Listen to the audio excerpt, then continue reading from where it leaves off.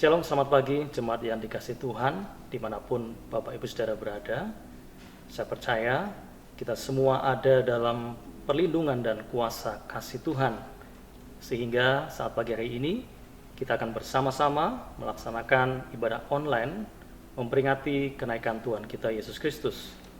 Firman Tuhan akan disampaikan oleh Bapak Pendeta Andreas Raharjo dari MDC Surabaya.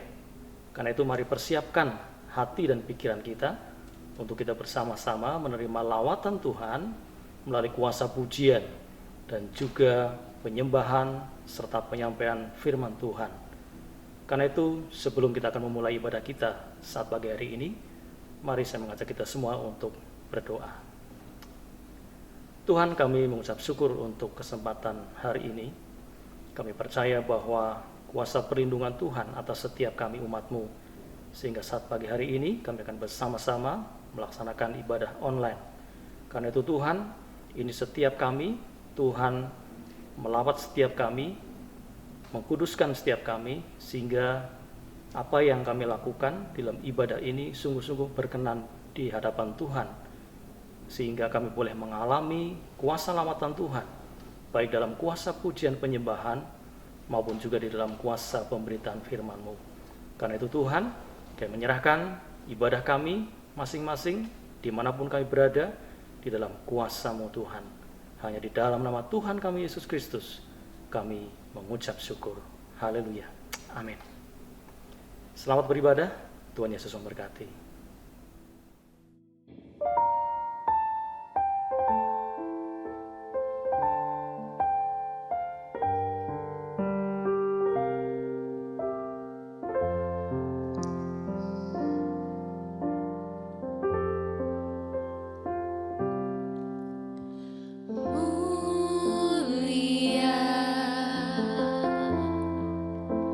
Sembah Raja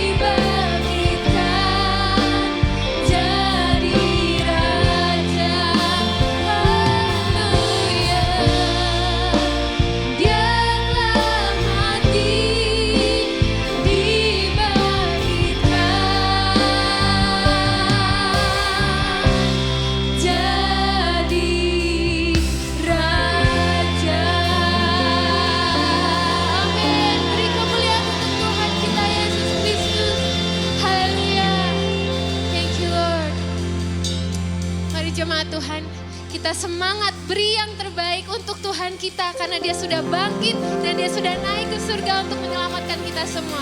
Haleluya.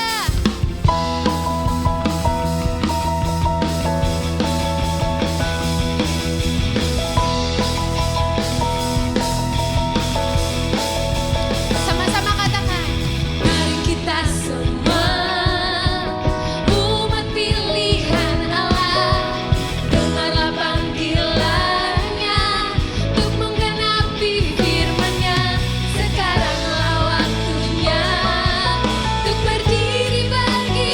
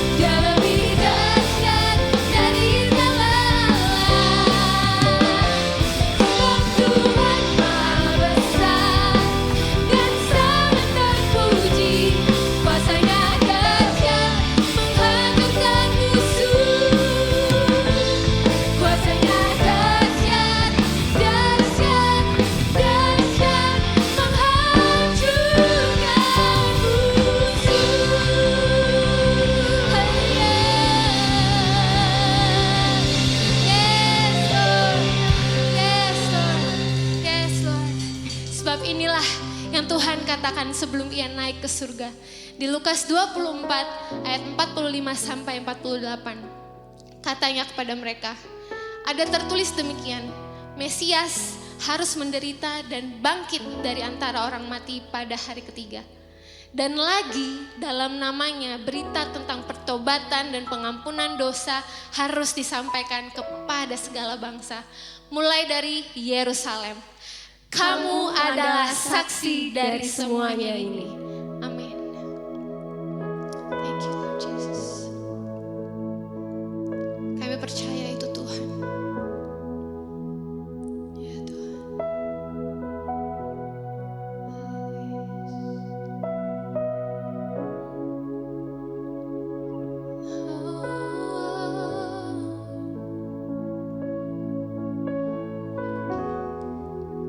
Pertobatan yang darimu.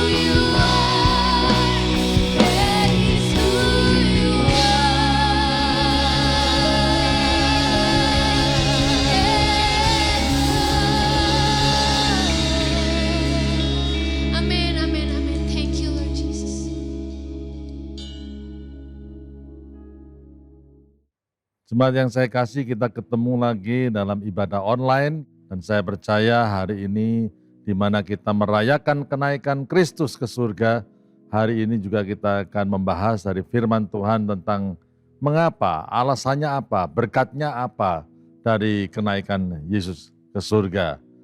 Dan untuk itu dimanapun saudara berada, mari kita fokuskan diri kita kepada firman Tuhan dan biarlah firman Tuhan ini yang menjadi inspirasi bagi kita. Mari kita berdoa terlebih dahulu. Tuhan, dalam hari yang sangat spesial ini Tuhan, kami ingin melihat alasan mengapa Engkau naik ke surga.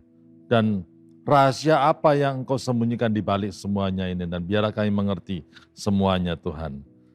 Kami serahkan waktu ini ke dalam tangan-Mu, jadilah kehendak-Mu Tuhan. Dalam nama Tuhan kami berdoa. Amin.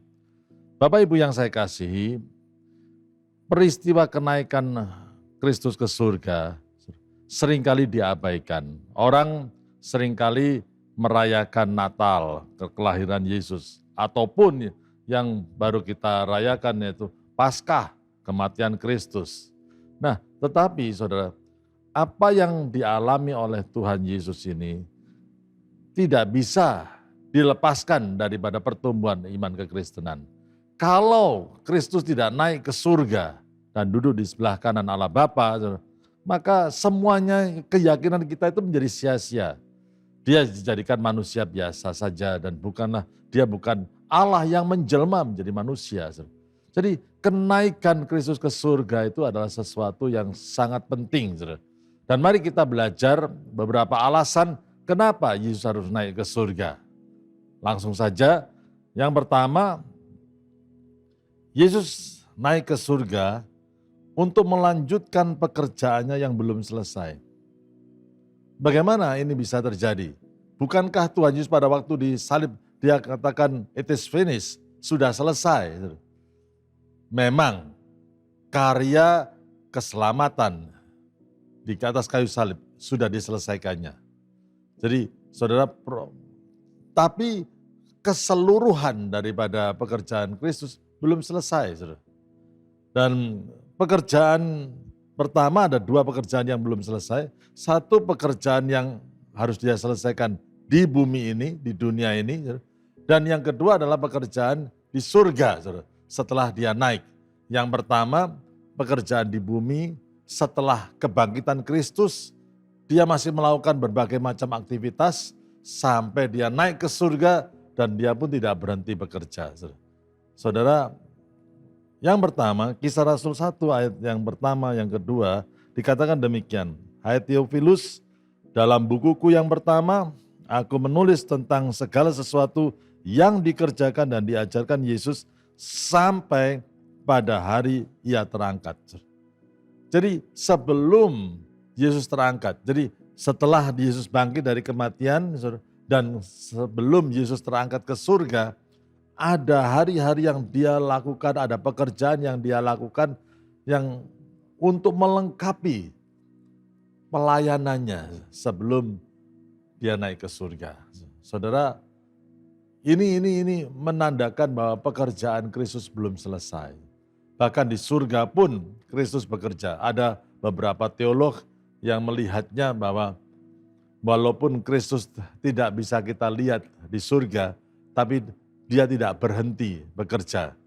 Dan pekerjaannya nyata dalam kitab para rasul, ya, Kisah Para Rasul, dan dia bekerja melalui gerejanya. Dan itulah sebabnya untuk menyelesaikan rencana Allah ini, dia tetap harus bekerja. Saudara, dalam poin pertama ini apa yang bisa kita pelajari? Yang bisa kita pelajari bahwa Yesus tidak berhenti bekerja, baik di dunia ini maupun pada waktu dia di surga sampai sekarang. Sampai kapan dia berhenti bekerja? Sampai dipulihkan segala sesuatu. Sampai rencananya, rencana pemulihannya, pemulihan segala sesuatu itu sudah diselesaikannya segalanya. Sampai kapan? Sampai setiap lutut bertelut dan setiap lidah mengaku bahwa Yesus adalah Tuhan, Allah yang hidup. Saudara, itu yang Tuhan kerjakan. Saudara. Dengan keyakinan ini, pelajaran yang bisa kita ambil dari sini yaitu jangan sampai kita itu malas melayani. Karena apa? Saat ini Yesus bekerja melalui gerejanya. Nah, kalau kita sadar bahwa Yesus bekerja melalui gerejanya, bukankah sesuatu yang aneh kalau kita jadi orang yang nganggur-ngangguran dan tidak mau melayani? Sudah lihatlah sekeliling kita, ada banyak orang yang susah, yang perlu dilayani. Mungkin saudara juga protes, aku sendiri juga susah. Saudara, kesusahan yang kita alami seharusnya tidak menghalangi kita melayani orang lain. Justru pada waktu kita melayani orang lain, kita diberkati. Justru kita diberkati. Kita bisa melihat pekerjaan Tuhan yang luar biasa pada waktu kita melayani. Saudara, semoga kita bisa melihat ini. Sepertinya begini, kalau kita masih punya waktu untuk bernafas, mari kita gunakan waktu-waktu seperti ini untuk melayani jiwa-jiwa. Itu yang Tuhan inginkan, saudara. Dia ingin bekerja melalui hidup kita, mengangkat orang lain, memberkati orang lain, mendoakan orang lain, menjadi berkat. Jadikan hidup saudara berkat bagi orang lain. Jadikan diri saudara itu kepanjangan tangan dari Kristus. Biarlah pada waktu dia naik ke surga, kita sudah tidak melihat lagi dia secara fisik, tapi biarlah orang lain melihat Kristus yang ada di dalam diri kita. Ini hal yang luar biasa. Yang kedua, untuk apa Yesus naik ke surga? Yesus naik ke surga untuk mengirimkan atau mencurahkan Roh Kudus kepada umatnya. Kita semuanya tahu tentang hal ini. Kita baca firman Tuhan dalam Lukas pasal yang ke-24 ayat 49, ini janji tentang pencurahan Roh Kudus. Lukas 24 ayat yang ke-49 dikatakan, dan aku mengirim kepadamu apa yang dijanjikan Bapakku, tetapi kamu harus tinggal di dalam kota ini sampai kamu diperlengkapi dengan kuasa dari tempat tinggi. Itu janjinya. Kamu harus nunggu sampai Tuhan mencurahkan Roh Kudus-Nya. Satu kali Tuhan akan mencurahkan Roh Kudus-Nya. Kapan itu? Setelah dia naik ke surga. Dan benar, saudara, sesuai dengan apa yang dikatakan oleh Tuhan Yesus, setelah dia naik ke surga, dia mencurahkan Roh Kudus-Nya ke atas murid-muridnya, ke atas umatnya. Dan penggenapannya di mana? Kisah Rasul 2 ayat yang ke-33, pada waktu Simon Petrus dengan lantang dia mengatakan, dan sesudah ia ditinggikan oleh tangan kanan Allah dan menerima Roh Kudus yang dijanjikan itu, maka dicurahkannya apa yang kamu lihat dan dengar di sini. Jadi pada waktu itu Simon Petrus menjelaskan kepada orang-orang yang ada di sekitar mereka bahwa yang mereka lihat adalah manifestasi pekerjaan Roh Kudus yang telah dijanjikan akan dicurahkan setelah kenaikan Yesus ke surga. Saudara, kalau kita kaitkan nomor pertama dan nomor kedua ini, yang pertama tadi kita harus terpanggil untuk melayani karena Kristus belum berhenti bekerja. Dia masih bekerja dan dia bekerja melalui gerejanya. Dia ingin bekerja melalui kehidupan saudara dan saya. Tapi bukan hanya itu, saudara.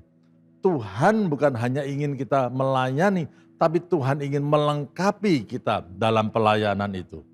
Itulah sebabnya dia mencurahkan Roh Kudus-Nya ke atas hidup kita. Sehingga kita itu diperlengkapi supaya bisa menjadi saksi Kristus kemana-mana.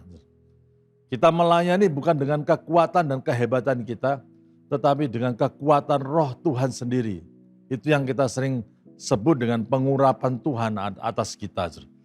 Ada banyak hal yang tidak bisa kita selesaikan dengan akal dan pikiran manusia. Memerlukan tangan Tuhan untuk bisa menyelesaikannya. Hamba Tuhan mungkin terbatas. Tidak di sekolah Alkitab kita tidak belajar seluruh masalah yang ada di dunia ini. Kita belajar prinsip-prinsipnya saja. Tetapi pada waktu kita praktek melihat kehidupan di dunia ini dan banyak orang yang susah. Saudara. Dalam hati saya berpikir kalau bukan Tuhan yang menolong, tidak bisa manusia menolong. Ada masalah-masalah seperti itu. Itulah sebabnya Roh Kudus perlu memenuhi hidup kita. Sehingga Setiap saudara itu bukan hanya dipakai untuk melayani, tapi diberi kuasa, diberikan wewenang oleh Tuhan untuk melakukan perkara-perkara yang luar biasa karena Tuhan terlibat di dalam pelayanan itu. Saudara. Itu yang menjadi hal yang harus kita pikirkan. Saudara. Roh Kudus itu yang akan menyelesaikan masalah-masalah yang pelik yang ada di dunia ini. Kekuatan kita, kepandaian kita tidak bisa kalau kita tidak diinspirasi oleh Roh Kudus, kalau kita tidak dikuatkan oleh Roh Kudus. Apa yang bisa kita lakukan, saudara? Tapi justru kadang-kadang kita bisa mengatakan kata-kata yang tepat pada waktunya kepada orang yang membutuhkan.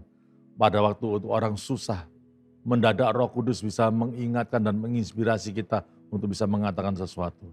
Wow, bukankah itu sesuatu yang luar biasa, saudara?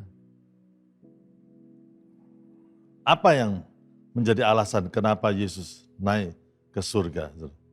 Yang ketiga, untuk kembali kepada Bapanya. Yohanes 16 ayat 28 mengatakan, aku datang dari Bapa dan aku datang ke dalam dunia. Aku meninggalkan dunia pula dan pergi kepada Bapa. Memang Yesus selama-lamanya berserta dengan Allah Bapa. Dia datang ke dunia, tapi setelah tugasnya selesai di bumi ini, dia kembali kepada Bapanya yang di surga. Satu siklus yang luar biasa. Nah, untuk apa dia kembali kepada Bapanya? Kenapa dia harus kembali kepada Bapanya? Jawabannya hanya untuk mendapat kemuliaan yang dia sudah tinggalkan pada waktu dia turun ke atas dunia ini. Untuk menerima kemuliaannya sendiri yang dia pernah miliki. Yohanes 17 ayat yang keempat sampai yang kelima mengatakan demikian. Aku telah mempermuliakan engkau di bumi dengan jalan menyelesaikan pekerjaan yang engkau berikan kepadaku, kata Yesus ya, untuk melakukannya. Oleh sebab itu ya Bapa, permuliakanlah aku padamu sendiri dengan kemuliaan yang kumiliki di hadiratmu sebelum dunia ada. Jadi kalau kita lihat ayat ini, sebelum dunia ada, Yesus berteman dengan Allah Bapa untuk selama-lamanya dari kekal. Dan dia memiliki seluruh kemuliaan. Filipi pasal yang kedua mengatakan, dia yang setara dengan Allah, tidak mempertahankan kesetaraannya dengan Allah Bapa itu sebagai milik yang harus dipertahankan. Dia mengosongkan dirinya menjadi manusia. Dan dalam manusia, rupa manusia dia mengambil rupa seorang hamba, bukan bos, tapi seorang hamba. Dan sebagai hamba dia taat, bahkan taat sampai mati. Saudara, kenapa dia lakukan itu? Dia lakukan ini untuk menebus kita, untuk bisa mengampuni dosa kita dan membawa kita ke surga kembali. Orang yang seharusnya mendapat hukuman karena dosa, tapi diselamatkan karena anugerah Allah yang luar biasa. Setelah dia menyelesaikan ini, dia kembali kepada Bapa untuk menerima kemuliaan yang dia dulu pernah miliki.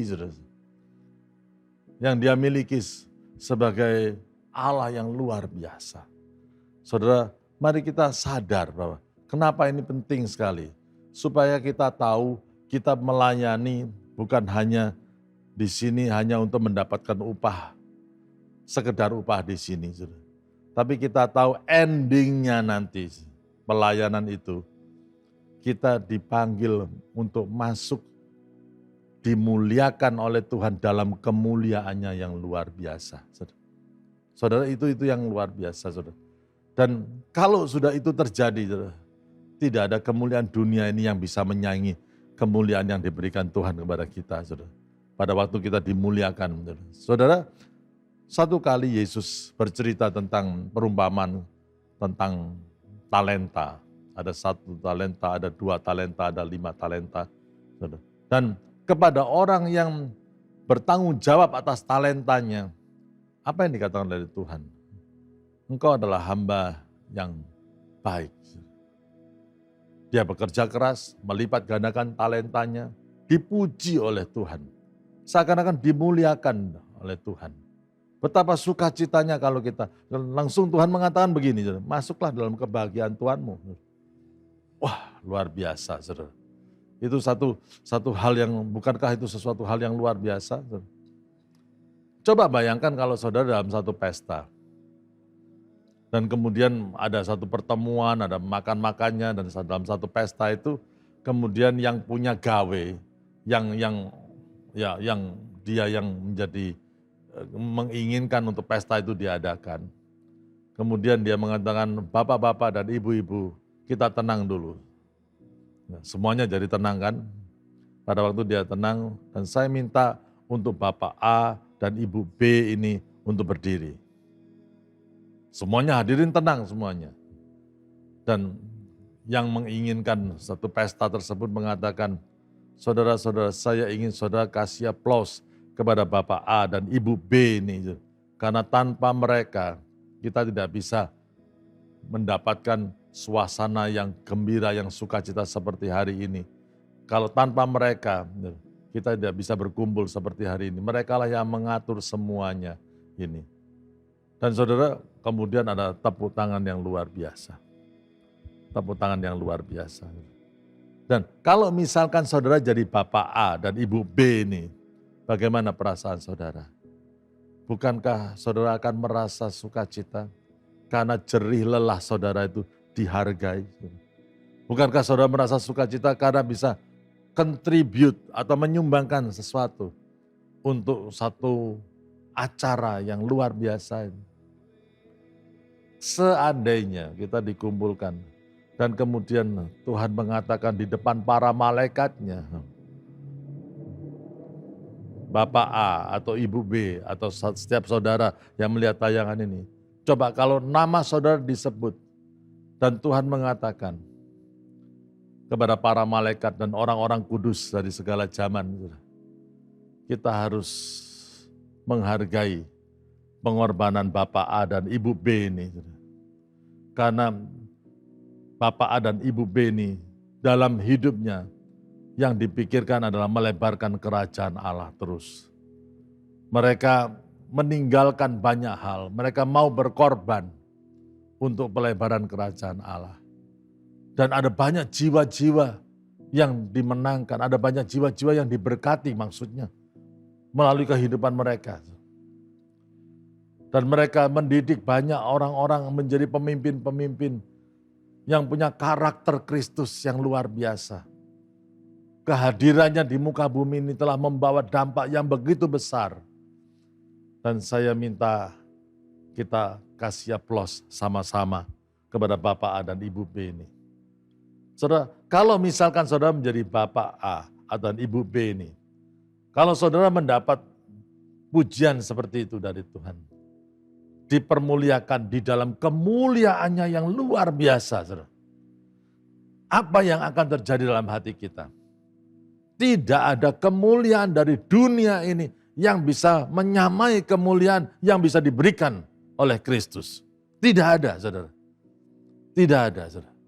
Tidak ada sukacita yang bisa diberikan dari dunia ini kepada kita selain sukacita yang Tuhan berikan pada saat kita dimuliakan.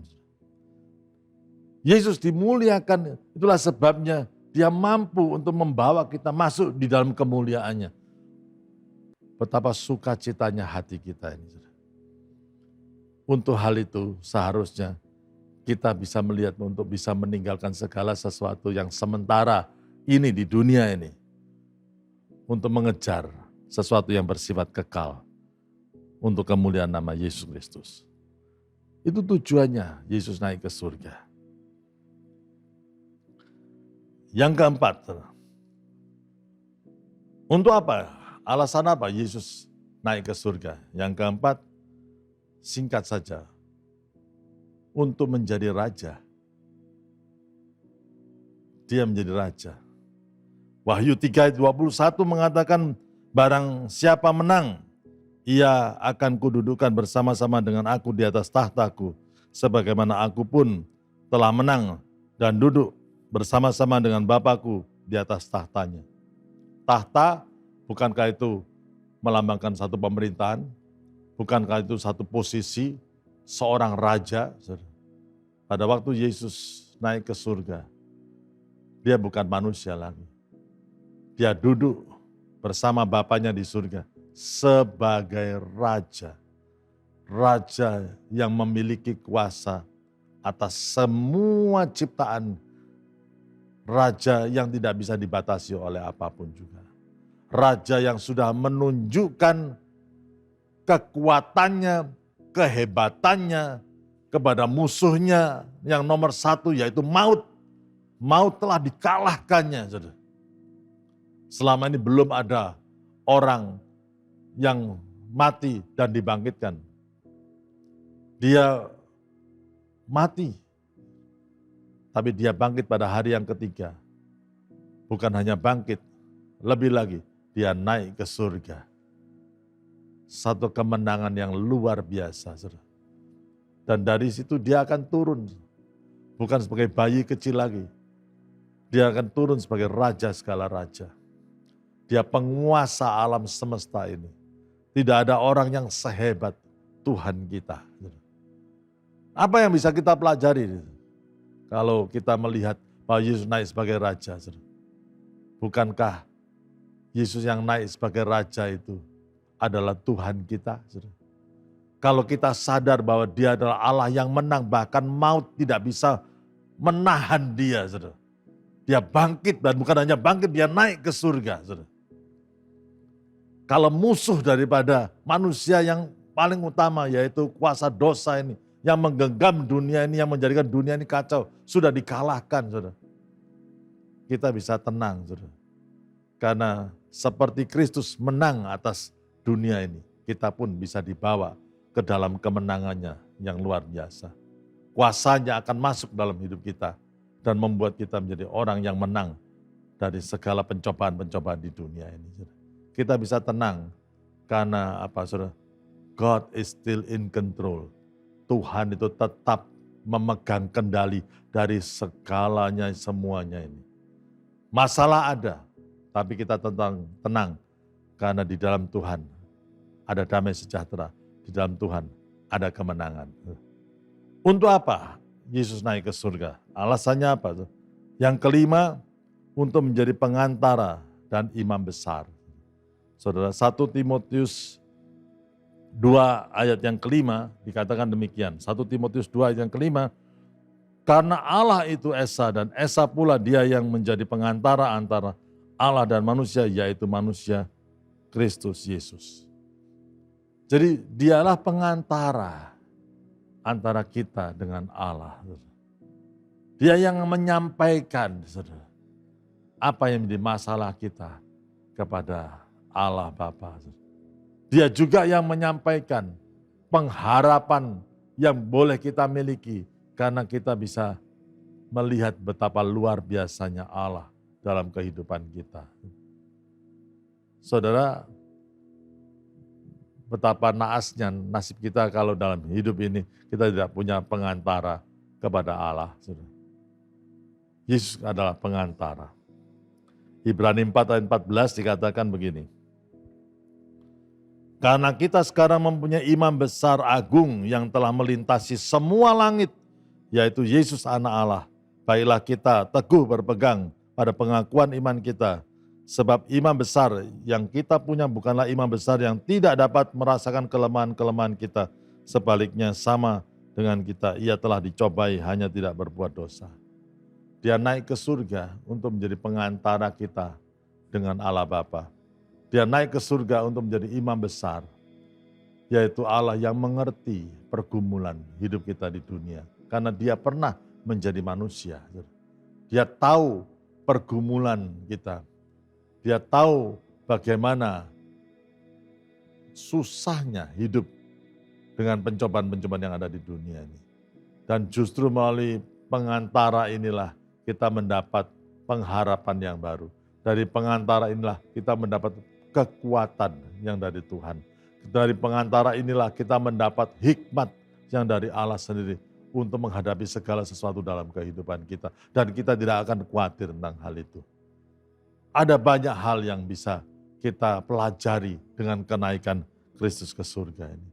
Kita tidak perlu takut karena kita punya imam besar, yaitu Yesus Kristus sendiri, yang menjagai kita, yang melindungi kita, yang memimpin kehidupan kita. Kita jangan takut kehilangan pimpinan dan kehilangan perlindungan. Tuhan memiliki ribuan malaikat, dia bisa menjagai hidup kita. luar biasa. Dan yang terakhir, saudara, alasan mengapa Yesus naik ke surga, yaitu untuk menjadi hakim. Untuk menjadi hakim. Tadi untuk menjadi raja, tapi saya ingatkan dia juga datang sebagai hakim. Dikatakan Wahyu pasal yang ke-20 ayat yang ke-13, maka laut menyerahkan orang-orang mati yang ada di dalamnya. Dan maut dan kerajaan maut menyerahkan orang-orang mati yang ada di dalamnya. Dan mereka dihakimi masing-masing menurut perbuatannya. Dan ayat 15 dikatakan, dan setiap orang yang tidak ditemukan namanya tertulis dalam kitab kehidupan itu, ia dilemparkan ke dalam lautan api. Saudara, dia bukan hanya menjadi raja, tapi dia akan menjadi hakim. Saudara, kita kadang-kadang tidak tahu kemana jalannya orang yang meninggal. Alkitab mengatakan maka laut itu. Kita pernah mendengar bagaimana ada pesawat yang jatuh di laut kan. Betapa sulitnya mencari orang-orang yang hilang, yang mati di laut. Rasanya tidak akan bisa ditemukan kembali. Tim SAR mencari mereka yang tertenggelam di laut. Kita mendengar kapal Titanic tenggelam juga di laut. Kita sulit untuk mencari orang-orang yang sudah mati di laut. Tetapi itu tidak menjadi masalah bagi Tuhan. Dia bisa panggil siapa saja dan di mana saja. Matinya bagaimana juga dipanggil untuk mempertanggungjawabkan perbuatannya di hadapan hakim agung itu. Artinya apa? Kita tidak bisa lari kemanapun kita. Sampai di mana kita mati pun, disembunyikan dimanapun. Tidak ada yang tersembunyi bagi Tuhan. Tuhan bisa memanggil semua orang. Dan harus mempertanggungjawabkan perbuatannya. Di hadapan hakim agung yang luar biasa itu. Dan Alkitab mengatakan, jika namanya tidak ditemukan tertulis di dalam kitab kehidupan, ia akan dilemparkan ke dalam lautan api. Saudara, apa yang bisa kita pelajari di sini? Kita bisa mengelak dari segala macam yang ada di dunia ini. Kita bisa mengelak untuk serius dalam mengiring Tuhan. Kita bisa mengelak untuk tidak mengasihi Tuhan dengan sungguh-sungguh. Kita bisa mengelak untuk pergi ke gereja. Kita bisa mengelak untuk tidak melayani. Kita bisa mengelak. Tetapi satu kali kita tidak akan bisa mengelak pada waktu Tuhan panggil untuk mempertanggungjawabkan perbuatan kita. Dan sebelum itu terjadi, biarlah kita yang bertobat. Jika ada hal-hal yang tidak benar dalam kehidupan kita, kita luruskan. Kita bereskan dengan Tuhan. Karena satu kali kita akan mempertanggungjawabkannya. Tidak bisa lepas, tidak bisa sembunyi. Dimanapun kita sembunyi, tidak bisa. Nama kita akan dipanggil. Dan kita akan berhadapan dengan hakim yang agung. Betapa bersukacitanya pada waktu kita harus berdiri di hadapan hakim agung itu. Dan hakim itu mengatakan dia memang bersalah. Tapi dia telah minta ampun. Dan aku pun telah mengampuni dosanya. Masuklah dalam kebahagiaan dari orang-orang kudus yang lain. Betapa luar biasanya. Saudara, dosa tidak bisa ditutupi dengan kekayaan. Dosa tidak bisa ditutupi dengan kekuatan apapun juga. Kita bereskan. Kalau tidak kita bereskan, tidak akan beres. Dan itu yang akan dilakukan oleh dia, cari sama Tuhan, harus ditanggungjawabkan di penghakiman terakhir. Berbagailah orang yang diampuni dosanya. Jadi saudara, mari kita lihat segala sesuatu ini. Ada banyak hal yang bisa kita pelajari. Yesus naik ke surga supaya satu, dia tetap melayani, kita pun tetap melayani. Dia naik surga supaya dia mencurahkan Roh Kudus-Nya, supaya kita diperlengkapi dalam pelayanan itu, sehingga pelayanan kita lebih efektif. Dia naik ke surga supaya dia kembali kepada Bapanya, mendapat kemuliaannya, sehingga kita bisa dibawa masuk ke dalam kemuliaannya, dan itu menjadi pengharapan kita untuk masa yang akan datang. Bahwa kita pun akan dibawa masuk pada kemuliaan, dan kemuliaan itu adalah kemuliaan yang jauh lebih besar daripada kemuliaan yang dunia bisa berikan. Itulah sebabnya kita semuanya melihat ada pengharapan yang luar biasa itu. Dia naik ke surga supaya dia menjadi raja. Sehingga kita akhirnya bisa dipenuhi dengan damai sejahtera karena He is still in control. Dia adalah Allah yang tetap memegang kendali dalam kehidupan kita. Dia naik ke surga untuk menjadi pengantara dan menjadi imam besar. Sehingga kita juga merasa tidak terintimidasi dengan masalah-masalah yang ada di dunia ini. Karena kita tahu Tuhan bisa merasakan pergumulan hati kita. Tuhan sayang dengan kita. Betapa indahnya kita bisa dikuatkan iman kita karena kita tahu bahwa Tuhan tidak akan meninggalkan kita. Dia naik ke surga supaya kita bisa sadar dan tidak gegabah dengan kehidupan karena dia akan jadi hakim. Dan kita tidak gegabah dengan kehidupan ini. Sehingga kita secepatnya mengikut Kristus, menyelesaikan masalah dosa, hidup benar di hadapannya, dan memperlebar kerajaan Allah melalui kehidupan kita. Kita menjadi kepanjangan tangan Tuhan untuk melebarkan kerajaannya, kerajaan damai sejahtera di muka bumi ini. Dan hidup kita menjadi berkat bagi banyak orang. Nama Tuhan dipermuliakan. Amin. Mari kita berdoa bersama-sama. Tuhan Yesus, dan biarlah makna kenaikan Yesus ke surga bisa kami pelajari, bukan hanya kami pelajari, tapi kami praktekkan dalam kehidupan kami. Kami bukanlah orang-orang yang frustrasi, yang hidup di dunia ini Tuhan, dengan kenaikan-Mu ke surga. Tapi kami menjadi orang yang paling bersemangat, karena kami mau melayani. Kami mau melayani jiwa-jiwa yang susah. Kami mau melayani jiwa-jiwa yang membutuhkan pertolongan-Mu ya Tuhan Yesus. Oleh sebab itu kami perlu diperlengkapi dengan Roh Kudus yang sudah Engkau janjikan. Curahkanlah dalam kehidupan kami, supaya kami dibuat menjadi saksi Kristus yang efektif Tuhan. Dan biarlah kemuliaan yang Engkau akan nyatakan itu menjadi pengharapan kami. Kemuliaan yang tidak bisa dibandingkan dengan kemuliaan di dunia ini menjadi pengharapan kami dalam mengiring Engkau Tuhan. Engkau menjadi Raja Tuhan Yesus. Dan itu yang membuat kami penuh dengan damai sejahtera karena Engkau yang memegang kendali Tuhan Yesus. Dan biarlah Tuhan kami juga tidak frustrasi karena kami tahu kami memiliki imam besar Tuhan yang bisa merasakan penderitaan kami Tuhan. Dan biarlah Tuhan kami tetap hidup dalam ketetapan-Mu hari-hari ini. Karena satu kali ingatkan kami harus mempertanggungjawabkan apa yang kami pikirkan, apa yang kami lakukan di hadapan-Mu, Hakim Agung. Dan biarlah pada waktu itu kami menjadi orang yang paling bersuka cita karena dosa kami telah diampuni. Dan Engkau menghargai pengorbanan kami Tuhan dalam melayani Engkau. Terima kasih Tuhan, meteraikan firman-Mu dalam kehidupan kami. Dalam nama Tuhan kami berdoa. Amin.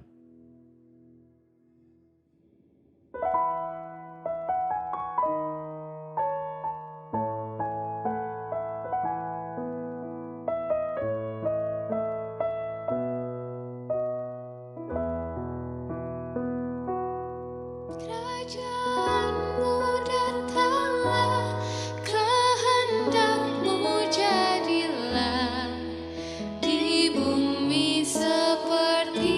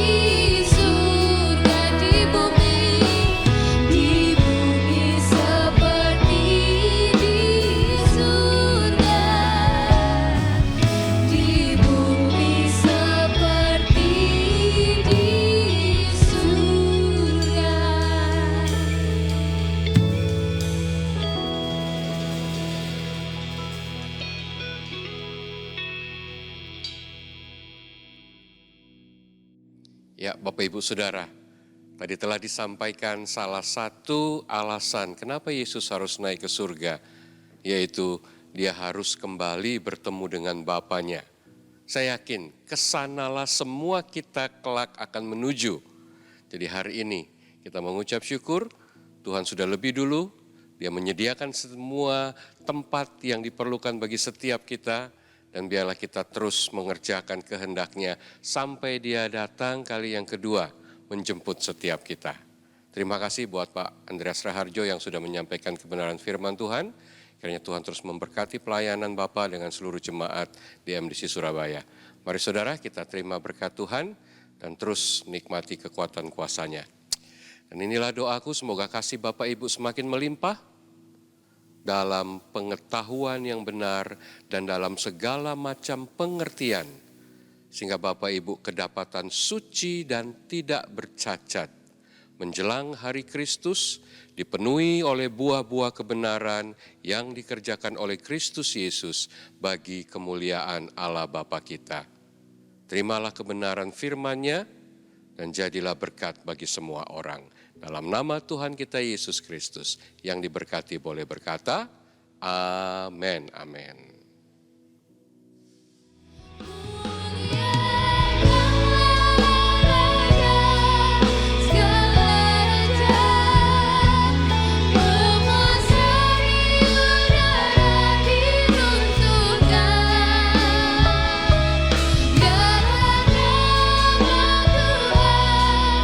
Di